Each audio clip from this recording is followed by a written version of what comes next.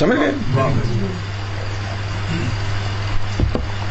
لیکن یہ بات کہ اور بھی الہ ہیں اور انہوں نے اپنے عالم بنائے ہیں، اب اس بات پر تو شکایت کرنے کی کیا ضرورت ہے؟ یہ تو حق ہے. بالکل. لیکن اگر ہم کو کہا جائے گا کہ ایسی باتیں نہ کرو تو ہم نہیں کریں گے. لیکن آج جو کچھ نکل گیا ہے وہ تو نکل گیا ہے. اگر جھوٹ بولیں تو کوئی پریشانی ہو نا، جو دیکھا وہ بتا دیا، جو دیکھا ہے وہ بتا دیا ہے. جو ان کا عالم ہے اس عالم کے اندر ان کی معبودیت ہے، بس ٹھیک ہے. باہر سے کسی اور عالم سے یہاں کوئی بندہ آئے گا ہی نہیں. لیکن ایک بات ہم بتا دیتے ہیں، اب چونکہ بہت عالم ہیں اور الہ بھی ہیں، ٹھیک ہے نا، اگر ایک بیوی کے 2 شوہر ہوتے تو فتنہ ہوتا نا.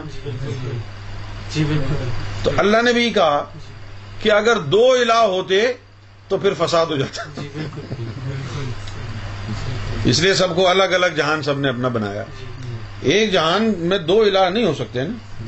لیکن اگر کوئی اور الہ کا تصور ہے ہی نہیں، خط عدم کے بعد اور خط عدم سے پہلے اگر کسی اور الہ کا تصور ہی نہیں ہے تو پھر دوسرے الہ کی کہانی کیوں چھیڑی آپ نے؟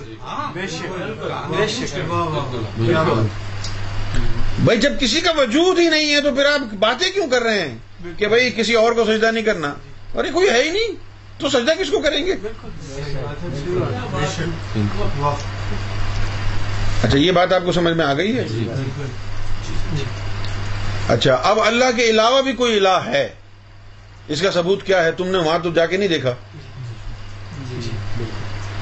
تم نے خط عدم سے پرے تو جا کے نہیں دیکھا نا کتنے عالم بنے ہوئے، نہیں دیکھا. لیکن اب ثبوت بھی چاہیے تم کو، ثبوت بھی چاہیے نا. اس کا ثبوت یہ ہے کہ اگر اس کا الہ اللہ کے علاوہ کوئی اور نہ ہوتا تو اس کا قلب اور روح کبھی بھی اللہ کے علاوہ کسی اور کا نام نہ قبول کرتا. جس کے قلب اور روح نے را ریاض قبول کر لیا ہے، اگر پہلے نہیں تھا تو اب اس کا الہ گوہر شاہی ہے.